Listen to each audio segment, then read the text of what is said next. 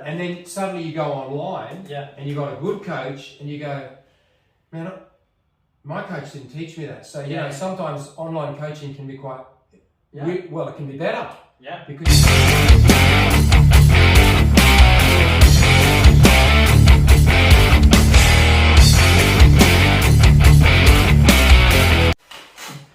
Hey guys, Coach Eli here again with the How to Fight podcast. This is technically episode 3, but no one got to see the second one. So because you lost it. I lost it. Yeah, I broke my phone and deleted it because I'm a legend.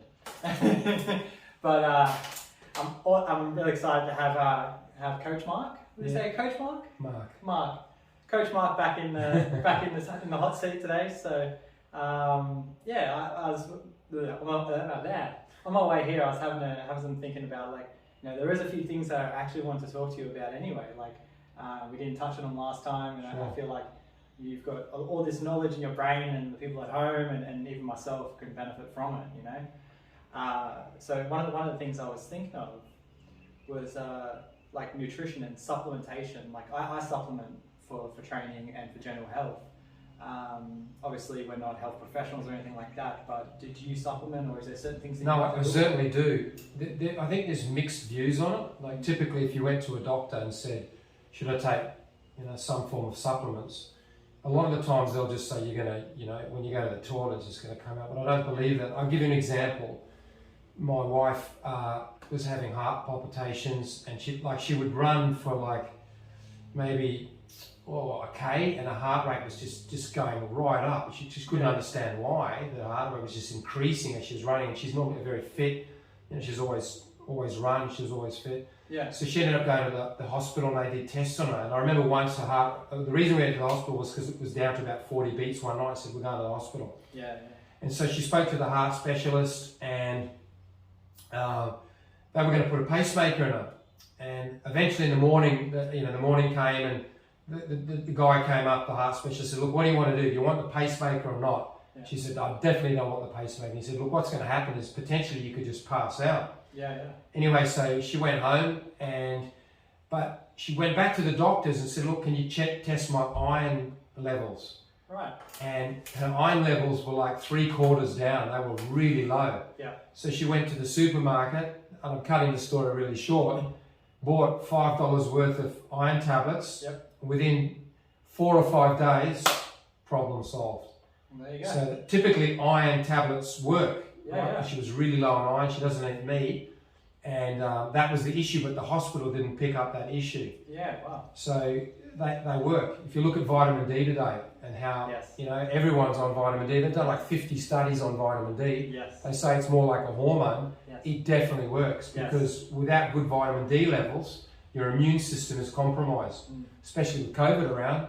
Yeah. Doctors are pushing it, and there's been so many studies. So I believe vitamins do work. I was looking at vitamin D studies recently, and it was saying that some god-awful amount of athletes were vitamin D deficient, and when they supplemented vitamin D, their performance increased as well. So I thought that was like so much information on vitamin D. And how it sort of relates to muscle growth, your skeleton, like your bone mass, and your immunity, and like even COVID and stuff. Yeah, 100%. There's so much good stuff. Well, having the sun is obviously the best type of vitamin D you can get. Yeah, definitely. But so you can't just write off vitamins. So I would say that, you know, this is what I personally take. I take about 3,000 international units of vitamin D a day. You can't really overdose on that particular amount. No. I don't take zinc all the time. You can overdose on zinc, and it can be a bit toxic if you've got to be careful with zinc, but you do your own studies. Go to Google. Or see your doctor, that's fair enough. Yeah. So zinc, I take vitamin C, a good vitamin C. I take omega-3, that's mainly for inflammation. A multivitamin, and I think that's basically, and occasionally a vitamin E. Now, you know, if you're eating a well-balanced diet, eating really well, you're probably going to get a lot of those nutrients anyway within the food. But not everyone eats really well, and some people are deficient in certain areas. So, is it worth the expense? I think it is. I think, especially if you're training as an athlete, you're expecting so much more out of your body. Yeah, and there's some people were saying that, you know how there's a lot of broken shins lately and snapping ankles and stuff. They were saying it's because it might be because the dehydration process, like to lose weight, and they cut weight, they drain their body of all the nutrition and makes their bones brittle. Oh, that's interesting. Yeah, I don't know if that's the God gospel truth or whatever, but that was something that was getting thrown around. I thought that was quite interesting. No, I definitely believe that you should take vitamin. You know, like we know, like I said, with the story of taking iron, it worked within instantly. You know, and I know that people have had low levels of vitamin D, taking vitamin D supplements, and then they suddenly rise. So certain ones definitely work. Yeah, definitely. Definitely. I got my levels all checked not too long ago, and speak of the devil, hey. And we're back. So supplements and stuff. Yeah, I'm a big believer. I think you know, like I just got mine done, like my levels tested and all that for. Funnily enough, they weren't too happy to test my testosterone, which I found quite odd. They weren't happy to test your testosterone. Yeah, and I was like, well, that's a bit odd. But I got everything else tested, and like I supplement 5,000 IUs of vitamin D every day. I take a multivitamin. I also take pharmaceutical grade omega-3. It has a high EPA and high DHA content in it. And I also have been taking vitamin C, 500 in the morning and 500 in the take afternoon. 1,000 initially. Yeah, so there was a study recently released about 500 milligrams twice a day. Breaking it up. Yeah, improve cognitive function. Okay. And improve like all the memory tests and cognitive. Yeah, so I don't think you know, if you can afford to, and they're pretty cheap these days. You know, they're always on special at Coles. Yeah. So you just. Yeah, exactly right. I think I've got probably a year's worth of vitamin D. I just went to Coles, and when they're on special, I just bulk up in case. Yeah. Look, the other thing you could say too is like protein powders, for instance. I think there's some merit in it. I think I don't eat a lot of meat. And as you get older, you know, it's a lot harder you can maintain muscle, but a lot of times it's difficult to build on muscle when you're getting a lot older. So you've got to be careful on how you actually do weights. But I do think that with a good quality protein, I think it's worthwhile doing, especially if you have low protein levels within your diet. Yeah. But again, do the research and see if it does make a difference by taking those particular things. Yeah, definitely. I don't. I used to take protein, vanilla protein shakes like religiously. All the time. You know, and one day I just stopped doing it, and I can't say I noticed a huge difference. No, that's what I mean. If you don't notice the difference, then you know you've got to question, is it worthwhile? One thing I did notice the difference was it was like a creatine sort of thing I used to take. I took it for maybe a month or so, and I stopped taking it. And at the time I was doing a lot of body weight exercises and things like that. And once I stopped taking it, I couldn't even do push-ups. They've done heaps of studies on creatine, and I think it works within the cell. Yeah. It's ATP, I think, but it gives you instant bursts of energy. Yeah. I think you don't want to overdo the stuff. Yeah. But I think it's about 5 milligrams a day or something like that. Yeah. But that definitely does work. It adds, I think there's fluid retention. It retains a bit of fluid. Yeah. So you'll find a bit more puffiness in your muscles. Oh, I definitely like found carbohydrates, but it certainly gives you energy for those short bursts. Yeah. So they've done plenty of studies, so you'd have to say that stuff is good, especially if you're going to have intense. I did see it also helps the brain function as well. But at the time I was taking it, I knew nothing about any of this stuff. And if I remember correctly, it was called myostatin. It was like an alternative to creatine. Okay. But so I don't know, who knows? Yeah. But I didn't have a good experience on it, so I've always steered away from pre-workouts and things like that. I always just try and run through it. You know, I don't know, if I'm tired, I'm like, good. How old are you? 30. He's laughing, mate. He's I'm 57. So. Yeah. See, for my age, I do no more than 30 minutes. Yeah. Because my testosterone levels won't be the same as yours. Yeah.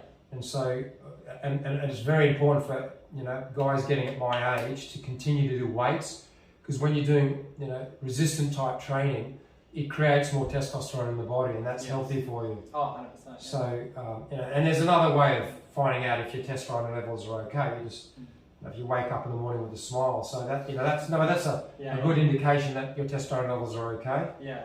Whereas if you find that that's not happening, it probably is a good idea to get tested, because testosterone in the male body is very, very important, especially if you're young. Definitely. I definitely have noticed there is a few, it's almost a common story now where a lot of guys are saying, you know, they have low testosterone and things like that. That could be because, you know, if you have, they've found with low testosterone, if there's a guy, you know, as you get older, you put a lot of weight around. I haven't really got, I'm pretty skinny, but if you get a bit of a tire, that's an indication, and you find you put on weight, that's an indication that testosterone levels are dropping, and you lose muscle mass, less sex drive, all those things are an indication, which, and they say, I think it's from the age of 30 or could be 40, they start to deplete quite significantly. But I just got mine tested recently, and I'm okay, I'm doing well for my age. But I would say that's because of the weights that I do. I've always done weights. So. Because we do a lot of, like, we just finished training now, and we did like some resistance bands, things like that. All those things help. Yeah, so like, why did you move over to resistance bands and stuff? Functionally, they worked really well for me. You know, I just, you know, when you think of weights, sometimes it's all sagittal, it's all in that frontal plane. You know, you've got bench press, you've got squat, but it's not transversal. If that's the right word. Transverse is meaning there's a lot of rotation. And typically when you walk and everything that you do, and when you fight, everything involves rotation. So you've got to find exercises that engage that type of thing. That helps with the balance and stuff. So I think functionally band training can be really good. I think it's just a matter of being open to all different types of training. But you know, if you're trying to put on muscle mass and do weights, and you say to someone you want to do band training, they'll probably laugh at you. But again, the goal is to be functional in what you do. So. Do you think that there's an interference between, say, your traditional bodybuilding and say, martial arts training? Like, do you think that they can coexist, or do you think that there's a... No, I think you need to, I'll give you an example of how, as an athlete, let's pretend I wanted to improve my punching power, right? Well, obviously, you know, you start with the most basic thing is you punch a lot.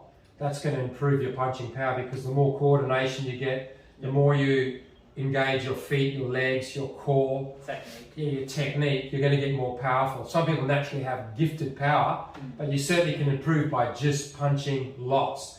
And having a coach or yourself really tweak the little things that you could be potentially doing wrong. But you can certainly enhance that by doing some other form of training. I'll give you an example. If I did bench press, let's pretend I did bench press lying down on my back, and I did, say, anything from 12 to 15 reps, right? And I had a minute break in between. That to me won't necessarily help, because when you throw a punch, it will help to a degree, but when you throw a punch, you're engaging fast twitch fibers. Now, fast twitch fibers are engaged when you're able to move an object really, really quickly. And it really should be angle specific. I'll explain in a second. So I would be better off doing 1 to 5 reps. Right? Even though it might be slow, as soon as I engage in a bench press with 1 to 5 reps, my fast twitch fibers will engage. They'll take over to get the power to get that weight up in the first case. But then I need a long break, maybe 6 to 8 minutes rest, so there's no lactic acid, and then when I hit the next set, I'll hit fast twitch fibers again.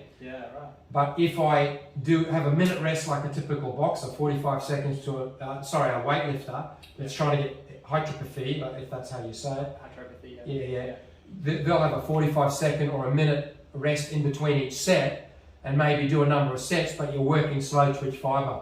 That's not what you're trying to engage when you're doing when you're trying to develop speed. So if I wanted to develop speed, I might use plyometric training. I might get a medicine ball, and get a heavy medicine ball and throw it. And that allows my body to get full extension without snapping joints or whatever. Whereas if I had a bench press, because I'm lying on my back, it's going to help to a degree, but it's not as good as being able to get something that allows you to push with force, but allows you to stretch and get that full movement. I hope I'm making sense. Yeah, it becomes more sport specific as well. So I used to get a band that was 70 kilos, and number one, I would do it slowly to try and get my technique, but then I would do it fast, and so there's force, but you're generating speed with it as well. Plyometrics, grabbing a medicine ball and throwing it to each other. It's angle specific. You're still working your oblique system. You're working your hips, your legs. They're the things that are going to really engage. If you're a sprinter, you could certainly squat because that's angle specific, especially on the blocks. I remember Carl Lewis and Ben Johnson. To me they were both on steroids, but one just got caught before the other. But Ben Johnson, he used to squat 700 pounds, and so the heavier he went, the more fast twitch fiber he was engaging.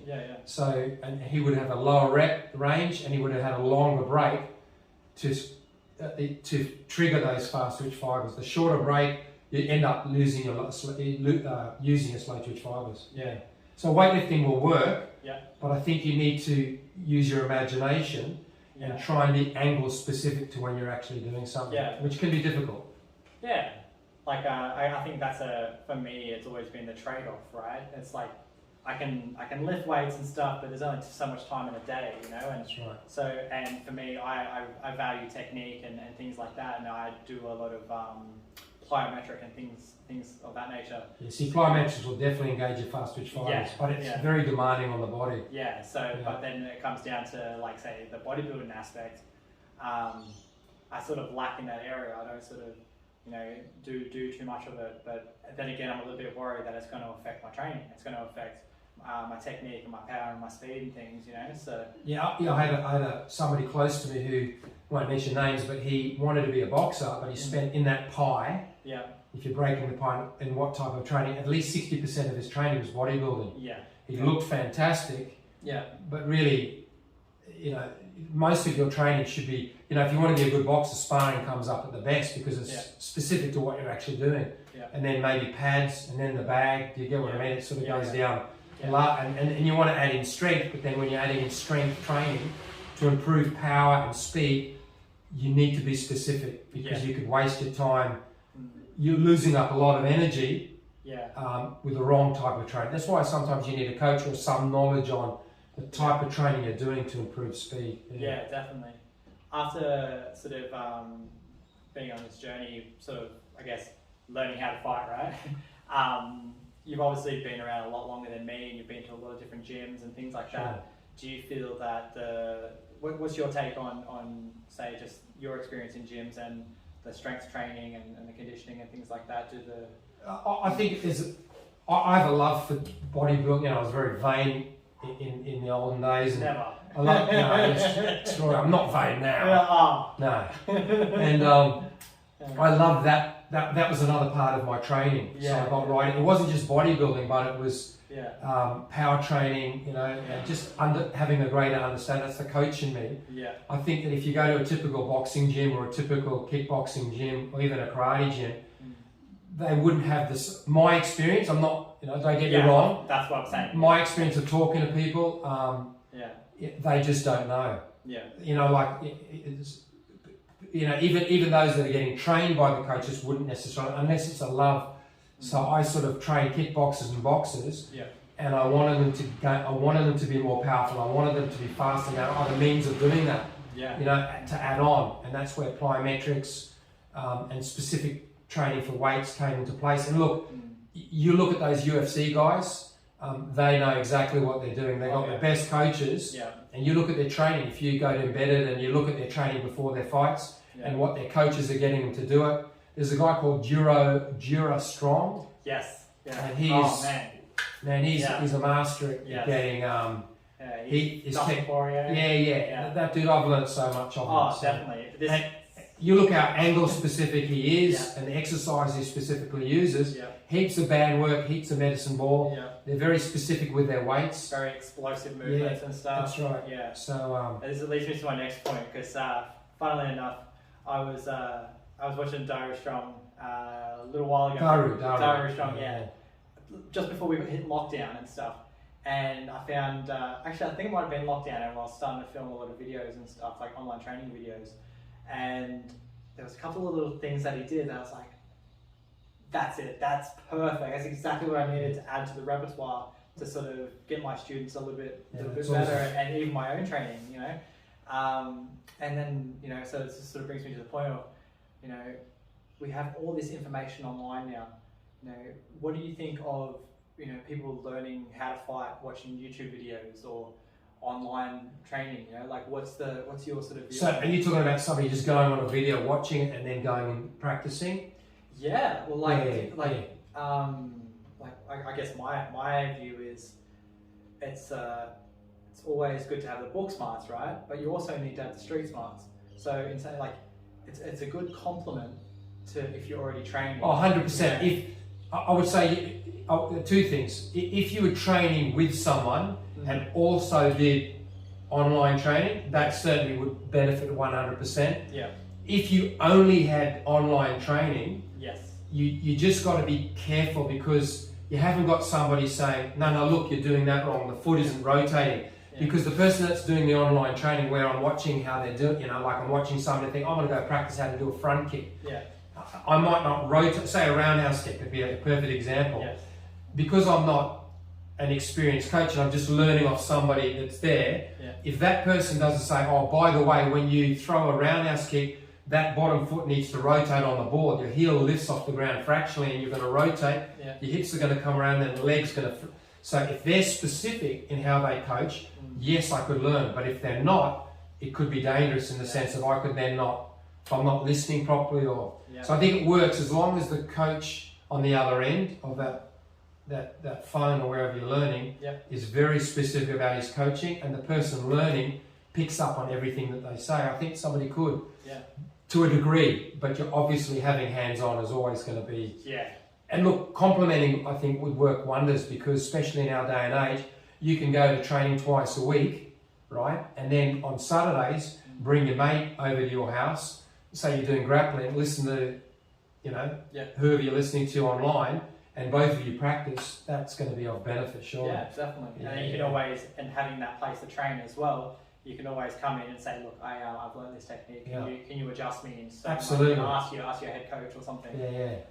So definitely, yes. I definitely believe it would have. And look, I think that's the way we're going. Oh, sometimes we have to be at home now, you know what I mean? So it will definitely, and it's better than doing something than doing nothing, you know? So there's a certain technique I learned playing the UFC game on my mobile phone. I learned, this is I've gone back a little while now, but a submission called Gogo Plata, and it was on the actual game. It was on the game, and I was playing as an AD actually, because I remember. So you grab a mate and you just go practice that? Yeah, well I go to class and I would practice. And but literally, because I was watching the game and I was like, oh wow, they've really put a lot of effort into making it really sort of technically sound, you know. So you know, you move that hand there, you get this leg here, and you do that there, and then you put that on there, and it's like, I can do that. And I was like, I went to class and I did it. And I was like, oh, I learned that in a video game, you know, on my mobile phone of all things. You know? Awesome. So, and then I saw a video game. That's unreal. Yeah, Max Holloway. There's another one. He learned a few techniques playing the PlayStation version.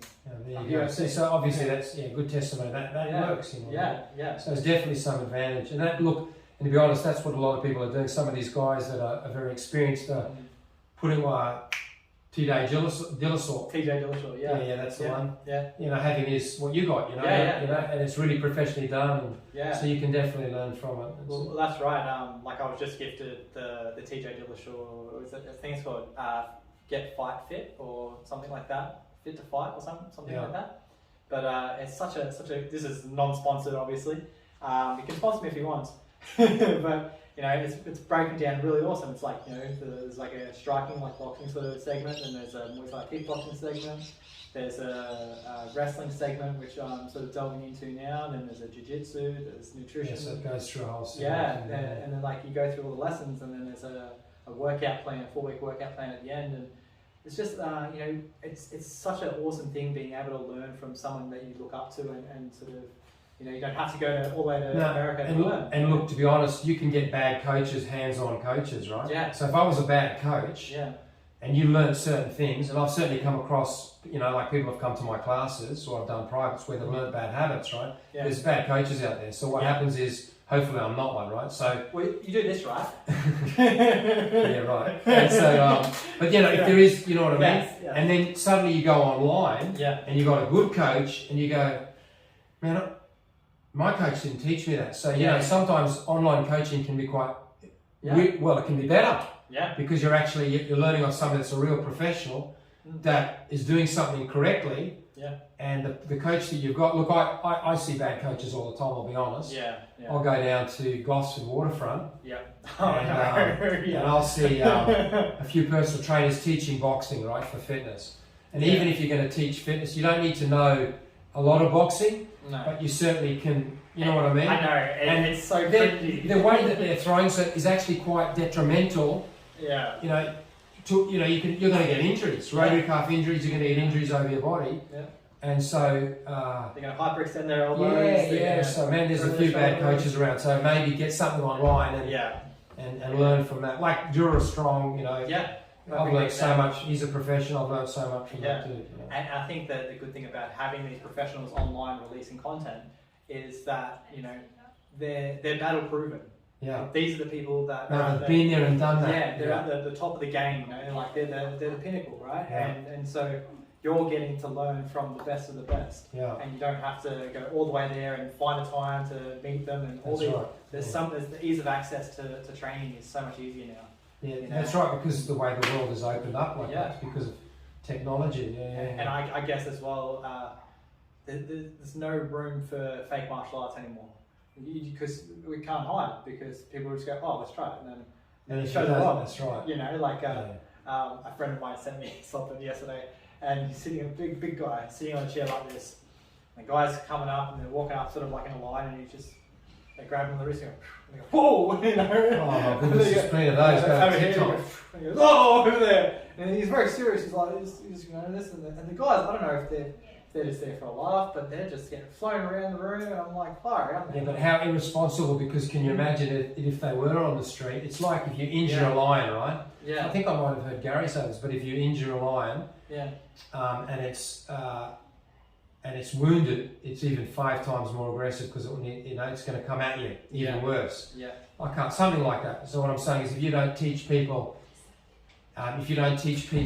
the correct thing, and they end up in a situation where they need to defend themselves, and they only partially maim someone, that person can go off their nut. Yeah. So teaching people things that don't work is very irresponsible. Yeah.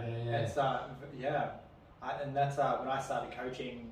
You quickly learn that you have these people's lives in your hand. Ultimately, like you can't sort of send these people out with this false confidence that they're ready to face the drunk dickhead at the pub that's coming and trying to fight them.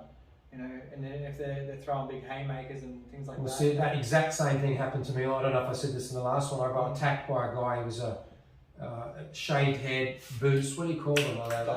Doc Martens, and he was a skinhead, I was 59 kilos 2 weeks before my fight. Had a mate next to me who was a good street fighter, his name was Damon. He's a bit of a nut job. Sorry, Damon, but it's true anyway. And this guy, I don't know why he attacked me, but he just started throwing like windmills at me. And I rolled a couple of times and hit him a few times. I was a little guy. He fell down, but he got straight back up. So then, because I'm a flashy kicker back then, 59 kilos, I started front kicking, side kicking, jumping back kicks, roundhouse. And it was in the days of skin tight pants. He just kept coming at me. Jeez. But he was drunk, see? And everything I threw at him, he didn't feel. Like it was like probably an ant or like a mozzie hitting it, you know what I mean? And then he eventually got tired. That's what won me the fight, because I was full of energy. Bang, bang, bang, kick, and it's like a bag, And he just, and he walked off. And my mate was laughing, He was laughing, and he said, Mark, all you have to do is just headbutt him or drop a big elbow, kick him in the nuts, or just kick him in the shin. And see, that's the difference, because that stuff would really work in that situation. But I was just trained one particular way, and that way didn't work. And especially being drunk, you just didn't feel it. And I didn't have the same power, but I guarantee if I dropped an elbow in his face, or gave him a headbutt, or kicked him in the groin. Those are hit him in the throat. Poked him in the eye. Picked him up and dumped him.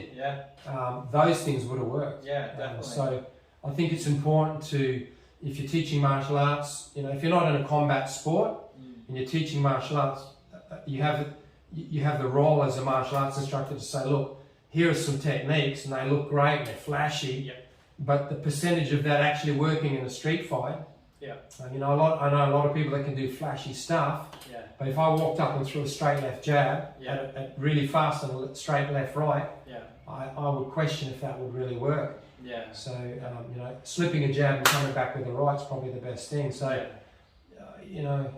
it's so you're right. You gotta. It's tested and tried. That's an interesting point you bring up though, because we'll have a guy come on the podcast soon, and he does a Russian system called Sistema, which is like it's like the Krav Maga of Russia, right? And a lot of that is that sort of reality-based self-defense, and a lot of people rag on it and things like that. Like Krav Maga, you just poke him in the eye, kick him in the nuts. A bit of a laugh now, but like I do a bit of Krav Maga, and I do think that there is a lot of merit in there. 100%. Personally, I don't feel comfortable kicking someone in the balls or poking them in the eye, but I think that's just that's your nature. My nature, right? Like I would probably if someone came into your house, I'd grab them and just start pounding them. Like I wouldn't, just. I guess looking back on sort of just fights that I've sort of been in, I found that what generally happens is that there's a bit of like a wrestle, and usually I grab them or something, and then just start laying into them. And then someone goes down. Almost like hockey fights. But I don't I learn all these things, the wrist locks and things like that, and they work, 100% they work. But I don't see myself ever using them. That's the thing. So look, you've got to look at combat sports. Typically, from when I taught combat sports compared to when I did martial arts, I'm a 4th degree black belt. It's an art, and there are things within that art that it's just lovely to learn. You just love it. But I wouldn't use them in a street fight. I wouldn't use them in a self-defense situation, but I still practice them. But there are things in combat sports that really work, and so there's a difference. And I think you can't expect everything in martial arts to work in a street fight. It's not going to happen. Because there's so many things that you learn. Doesn't mean that it's bad. It's just, what I mean? It's an art. It's a martial art, and it's an art, and there's skills in it, and it takes years of practice. But there are some things, that really, the basic things that really work in a street fight. If you get a good street fight with the right attitude, then I'm telling you, all he needs is a left and right, and he will hit you before you even do anything. I had attitude is everything. I had a guy, one of my black belts. He'd been trained. He was trained for 5-6 years or something like that. Got in a street fight and lost the fight to somebody that really knew nothing. Why? Because he got nervous and scared. Because it's not just about your physical capabilities. It's about your mental attitude and how aggressive you can get. And I had all the skills in the world as a kickboxer. I had beautiful technique. Could throw lovely, but when I got in the ring against somebody that wanted to smash my face in, I was too kind. I didn't have that killer instinct, so I would have had 4 fights. So I just didn't have that drive to hurt people. So that's what I mean. Attitude is everything. You get somebody with a few techniques that has that drive and that killer instinct. He's got the edge. Perfect example. I'm gonna butcher his name. Hazmat I don't know, is he Russian or something? The beard, the Arab beard, and he was fighting the Chinese guy on the weekend. He just fought him. And he just walks out of there and just picks him up, dumps throws him him on the ground, and just chokes him. And it's the other guy's not a joke. This is like a top 10 guy in the UFC, and he just dominated. And he's just that killer instinct, and you see him after he literally says, he goes, "Hello, I kill everybody! I kill everybody!" It's far out, man. You're intense. That's that killer instinct, right? So mind is everything. Having that right attitude makes a big difference. And our nature's I'm not an aggressive person by nature, whereas I know people that are. Now, I don't know how I would react I know if somebody came through the door, I'd react differently. I remember a story once that didn't involve any martial arts. We had a woman came to our front door, said, "Please help me." She was from upstairs, right? Yeah. My husband I think it was the boyfriend, is going to break. So we opened the door and he came in, and I was very skilled at what I did. Yep. But my mate, who was a martial artist as well, I got taken to Brownlow, boil the kettle. And I said, "Boil the kettle? What, are you going to give him a cup of coffee?" No, he goes, "No, we're going to put it in a pot. As soon as he comes through the door, I'm going to throw the boiling water on him." And same time, because this guy was a big guy upstairs, the same time he gets the boiling water, he's gone. We're going to just, he's gone. Because we were quite small, right? And we were being realistic. And I thought, wow, thinking outside the box. You throw boiling water on somebody, man, their hands are going to come up, they're going to be in a lot of pain. They'll get a few blisters, they'll get over that. And bang, he's coming to the house, he's threatening us. Absolutely, throw the water on him. You know? So I think he had a knife too. He was threatening her with a knife. So that's why he came up. So there you go. He was threatening with a knife. He was going to come into boiling water. So because I remember another time I was working with Gary Johnson on the door, and this is at Peppers, and this big Samoan. He could have been a Samoan guy, or he might have been a Maori. I'm not too sure. I mean, he was 5 times the size of me, right? And he came through the door, and Gary said, "Listen, mate, you can't come through with this beer. Do you know what I mean? You're gonna, and so you can't take it outside." So the bloke threw it on the ground, and I was standing there thinking, he had his back to me. What am I going to do? This guy's like 10. He's like 100 kilos heavier than I am. You get into terrifying situations where you just hope that your martial arts will work, you know, or the things that you've learned will work. Yeah, definitely. Dinner. We're live! Okay. We're nearly done. Give me 2 minutes. Right, your chips are going to go cold. Okay. That's right, I'll nuke them. That's right. Like that's the day. Like I was just wanted to, before we wrap up, something that I come across, it was a term called domestic violence, not in the sense where, like home, husband and wife bashing her or whatever, but domestic violence as in a sense of like in your domestic settings. You're at the supermarket, you're at the pub, you're at home, or someone comes in your house or something like that. It's not necessarily a fight where go square up and then you know what you're there for. And I found that domestic violence, because it's not such an intense, you're straight there ready for it. Like I think maybe that's where the Krav Maga, the Systema, the self-defense sort of stuff comes in handy a lot more. I remember there was a couple of instances where I've been drilling these things in Krav Maga and maybe even in karate too. And I think one of them was like the wrist grab, where they grab you by the wrist like that. One hand or two hands. Two hands like this, right? And I haven't done it forever, but I'm pretty sure it was like boom, like that or something. Anyway, I was having a bit of a situation with a friend of mine, and he grabbed my hands, and my natural instinct was, and I grabbed him behind the neck without even. So you just released his wrist. Released the wrist and put him in the clinch, and then I was like, oh, okay. And it's just that, I guess because But that's good because it worked. Yeah. And it wasn't like it wasn't like he was, overly aggressive about it or anything like that. But when the situation came, it came naturally. And I think there is a place for it. But if it's like a fight where you're both willingly going into it, it's a different set of rules then, right? Yeah. It's not a. No, that's right. It is a different set of rules. It's not in a controlled environment. Yeah. Being in the dojo or even learn, I suppose sparring is the close, real sparring, full contact sparring is the realest thing. It's the closest thing you're going to get to a real street fight. But even then, there's rules. Yeah. I remember saying to Bob Jones once, "What do you think of the Gracies?" Right? Now, this is a good lesson to learn. Yeah. Because it was the time the Gracies were really coming up. Yeah. And they were beating everyone. And I said, "What do you think of the Gracies?" to Bob Jones, who was the head of Zendukai. Yeah. And before I could say anything, right, it was a stupid thing to say to a 7th degree, right? He put his hands in my mouth. Yeah. And like fish hook, yeah? I mean, his his fingers went in my mouth, Yeah. and he started to pull. And I'm telling you, I've never experienced pain. I thought I'm seconds away from him ripping. Yeah. And he said that's what I would do to the Gracies.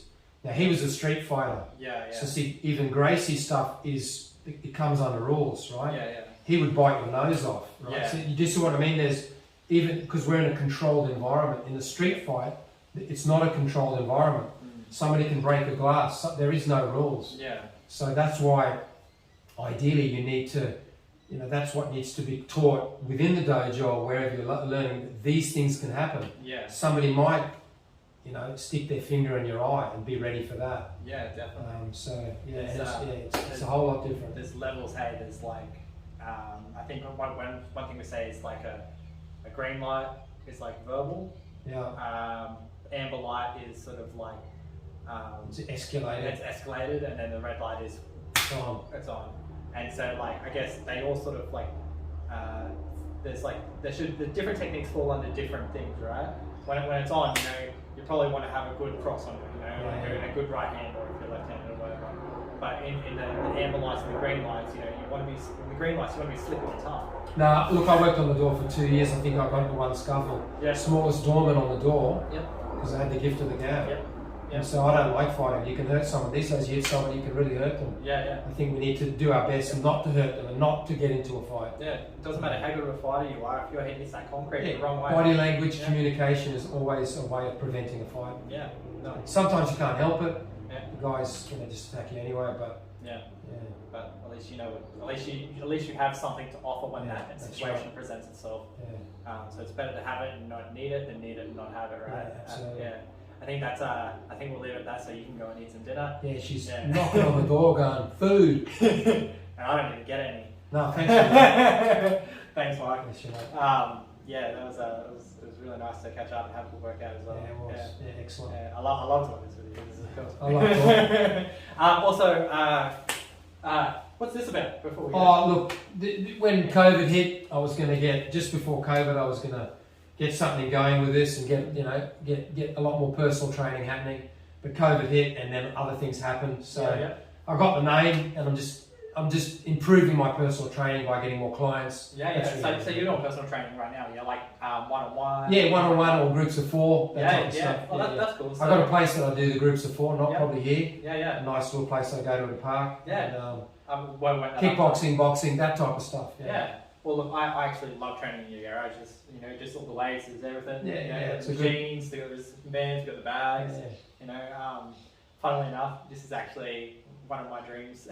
Like to do this, so like just to have this your own gym. Yeah, it'd be good if that stuff wasn't there. It was pure gym. But I love it. That's cool. But yeah, awesome. Coach Combat, and you're on Facebook and Instagram. All those places. Yeah. We'll get people to look you up, and I'll put your link in the bio. No, it's fine. Not a problem. Look in the bio, and then Alright, awesome. Let's do it. Catch you later. It's been a while since I woke up thankful, but I'm grateful for my life, even when I be a handful. My faith and my crew helped me set it straight. Been over 10 years since I had to self-medicate. Clean my headspace, see a different side to me. I still battle with depression and anxiety. I seek peace from the light that be guiding me, but try to be the best example that I can be. To fight for freedom and peace, to enlighten teens and give them ears to